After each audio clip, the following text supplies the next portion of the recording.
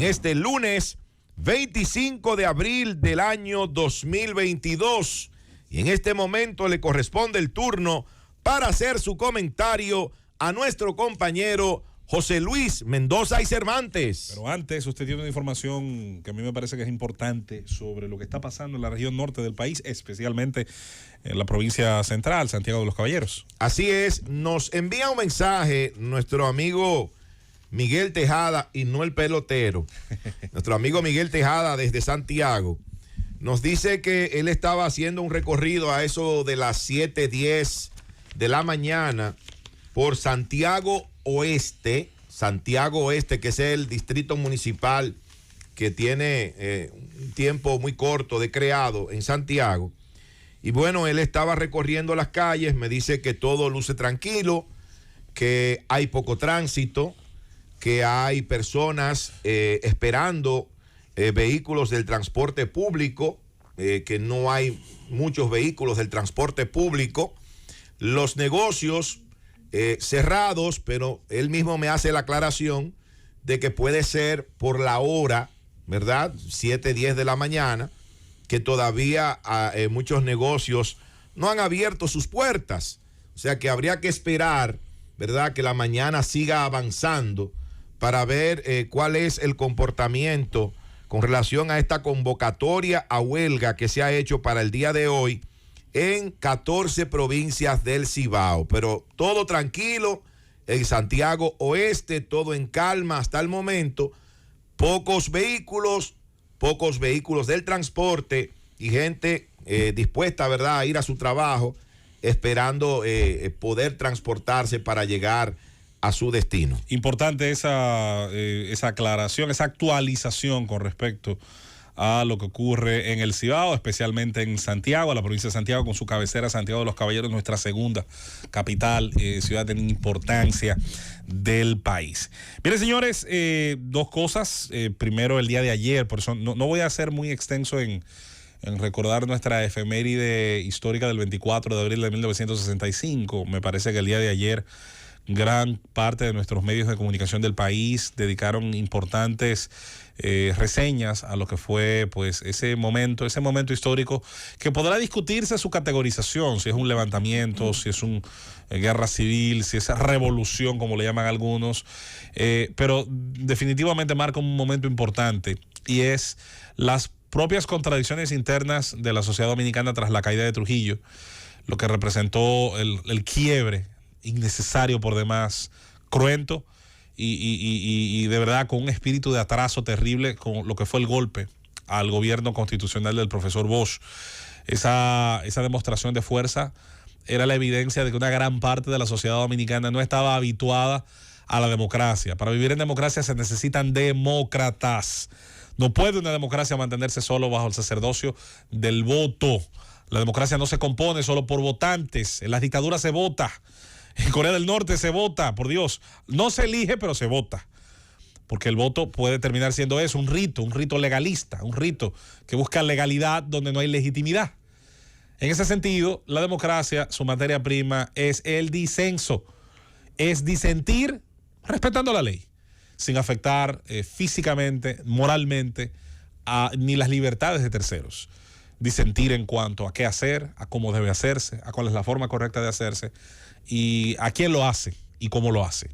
Cuando esa disensión se puede expresar de manera pública sin temor a perder la vida, sin temor a perder la propiedad, sin temor a perder la libertad, entonces suele ser un buen indicativo de democracia.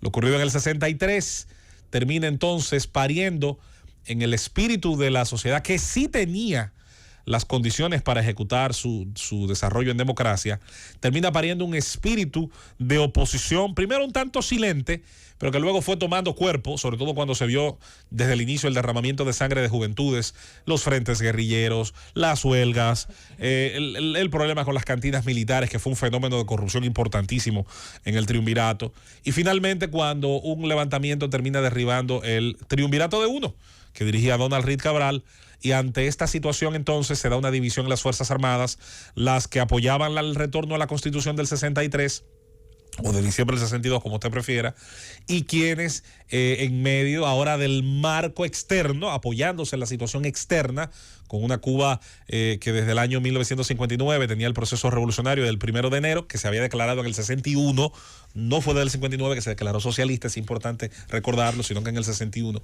se dio el reconocimiento de la vinculación ideológica y política con el campo socialista. Pues a partir de eso los Estados Unidos comenzaron a ver con ojos distintos las rebeliones ante dictaduras, los levantamientos de ese tipo en América Latina, y decidieron pues al grupo del CEFA, el grupo que se atrincheró en la zona oriental, en la base militar de San Isidro, darle su apoyo ante su llamado, ante lo que evidentemente podía ser un fracaso militar tras los enfrentamientos en el puente, tras los enfrentamientos en el puente Duarte y en otros lugares, lo que podía ser entendían ellos, el triunfo de un proceso revolucionario, el llamado a los Estados Unidos, unos Estados Unidos inmersos en la Guerra Fría, que ya estaba muy caliente, una Guerra Fría que ya tenía el proceso de Vietnam adelantadísimo. Después del incidente de Tonkin en el 63, ya a Vietnam no iban los asesores militares de Kennedy, entre comillas, ya iban soldados, pura y simplemente soldados.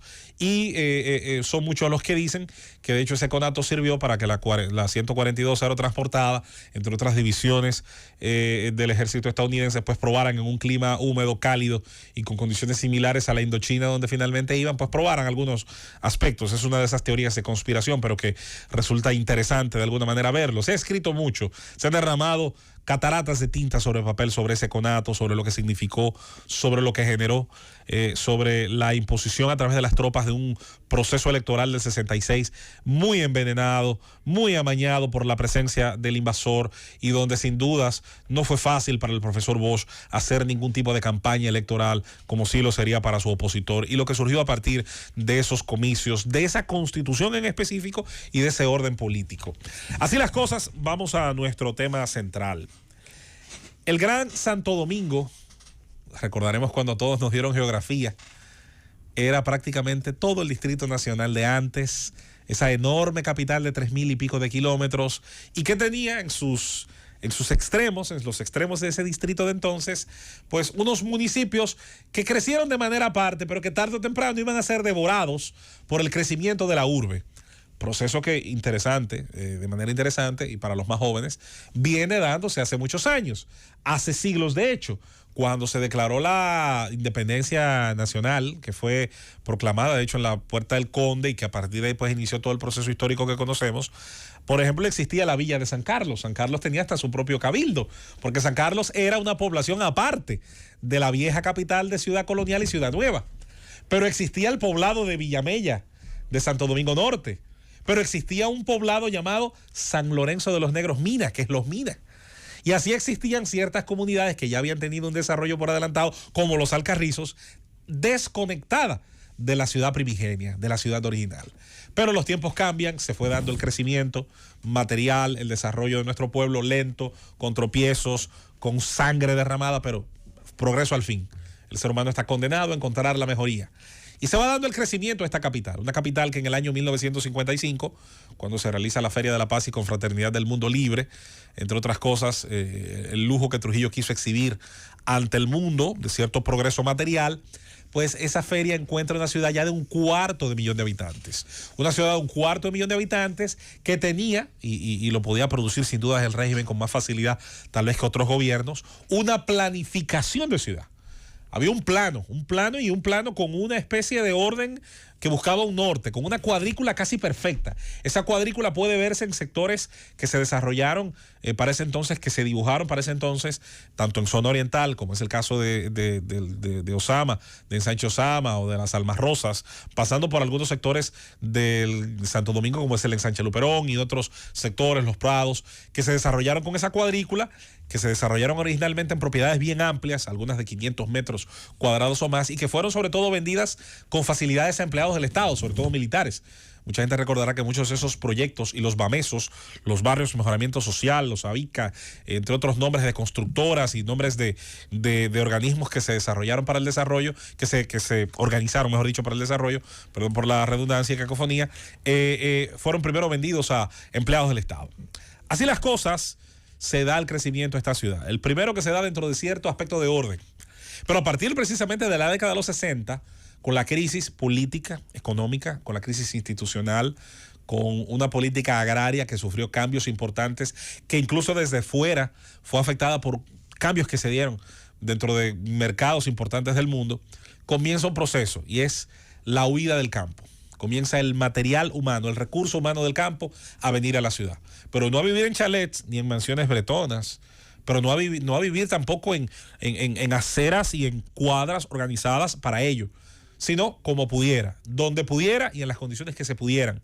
Y comienza un proceso que se acelera sin duda en los años siguientes de la creación de esas grandes zonas, esos grandes bolsones de miseria, esos grandes bolsones de hacinamiento, donde también se fueron creando con la misma negación de derechos y la misma negación de servicios, se fueron creando también zonas de un nivel de vida difícil, no solo por la pobreza y no solo por el difícil acceso al servicio público de electricidad, que fue durante mucho tiempo, todo el mundo sabe, terrible en su cantidad y calidad, el tema del agua, sino también por el hecho de que cómo se expresaba en esos barrios la propia frustración y cómo era respondida con la violencia del Estado. Y termina pariendo también, ¿por qué no?, los difíciles procesos de la delincuencia, digamos, de baja estofa, pero de alta letalidad que nosotros hemos conocido. Si bien todavía en la década de los 60 y los 70 se hicieron desarrollos urbanísticos importantes, o se intentaron hacer, con la idea de Balaguer, grandes áreas verdes, ensanchamiento de avenidas, sobre todo con el proceso del 69 en Nayib, que fue uno de los más importantes a nivel infraestructural que ha vivido la sociedad dominicana, sobre todo posterior a la caída de Trujillo.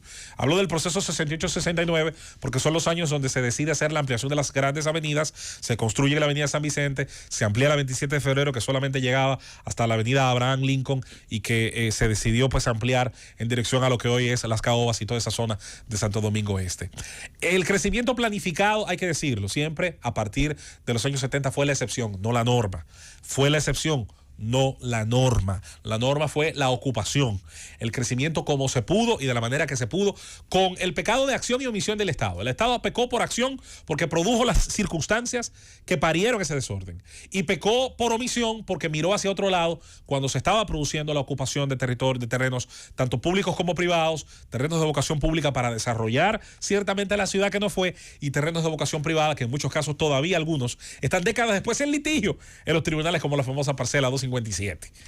En ese sentido, la ciudad capital fue agregando las demás problemáticas de toda ciudad que se aproximaba al 1.000.000 de habitantes, y que lo pasó con una rapidez enorme, como son la problemática del transporte masivo de personas desde sus centros de viviendas a los centros fabriles y de servicios que se fueron desarrollando con el siguiente paso de la economía.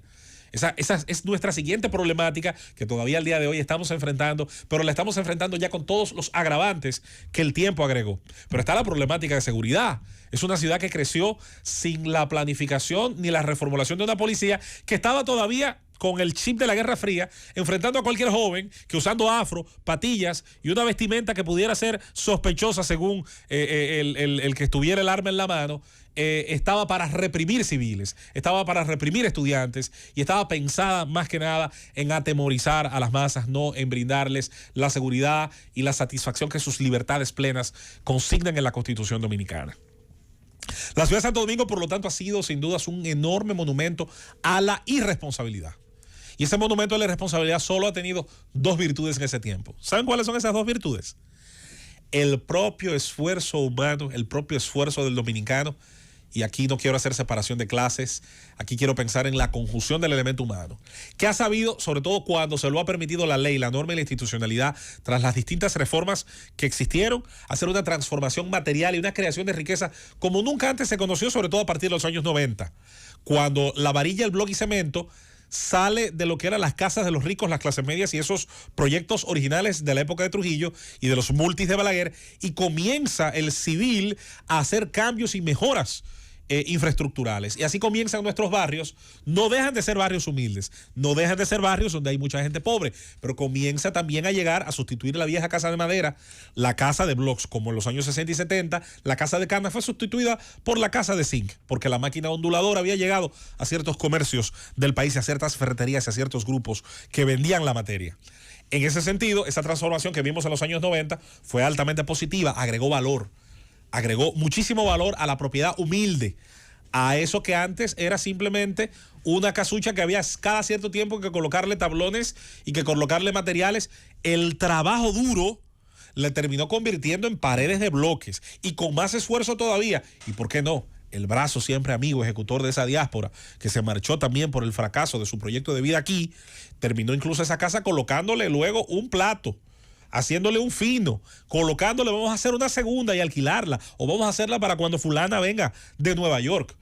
En ese sentido, yo quiero ver la parte positiva que fue la transformación a través del brazo trabajador de los dominicanos, de su inversión, de su riesgo, de su bolsillo, de su creatividad, del surgimiento, ¿por qué no?, de las constructoras privadas, del surgimiento del condominio, que no es perfecto, pero que es una respuesta al agotamiento horizontal, el crecimiento vertical. Eso trajo nuevos retos, donde había una cometida de agua para una familia, terminábamos ahora teniendo 12, 20, 24 familias, donde había una cometida de electricidad, donde había solamente el servicio para una casa, terminábamos ahora teniendo 12, 20, 24 y más contadores. Donde había la necesidad de parqueo solo para una familia, si es que tenía vehículo, pues ahora generábamos la necesidad de una docena de 20 o de 24. Este nuevo reto, hay que decirlo, no ha sido un examen muy bien pasado por la ciudad. Llegó el proceso en el año 2002, bien o mal. Yo no estaba de acuerdo, yo no estoy de acuerdo y no estaré de acuerdo, pero ya es una realidad a la que tengo que adaptarme, de la división del Gran Santo Domingo. Se decidió, nosotros los dominicanos, que somos los creadores de las técnicas de supervivencia más famosas del planeta, decidimos que mientras Ciudad de México puede tener un alcalde, que mientras Tokio puede tener un alcalde, miren, mencionó una del tercer mundo y una del primero, para que no me digan que estoy poniendo casos suecos. Tokio, la conurbación más grande del mundo, y México, la más grande de América, tienen ambas un alcalde. Sao Paulo, la ciudad más grande, posiblemente el hemisferio sur junto a Lagos, Nigeria, tiene un alcalde. Pero nosotros necesitábamos 6. Pero dejémoslo de ese tamaño. México solamente tiene 20, la ciudad de México 20 tiene y pico millones de 22 millones nada de más, habitantes. solamente. En ese sentido, Ciudad de México. se decidió nosotros seguir más el modelo argentino, que era el modelo de dividir la capital. Argentina la dividió en Ciudad Autónoma de Buenos Aires, Gran Buenos Aires, y decidió hacerle ahí, construir ese el mismo aparato que aquí tenemos de ayuntamientos adjuntos. Ayer fue la lectura de las ejecutorias, el rendimiento de cuentas de las alcaldías de Santo Domingo.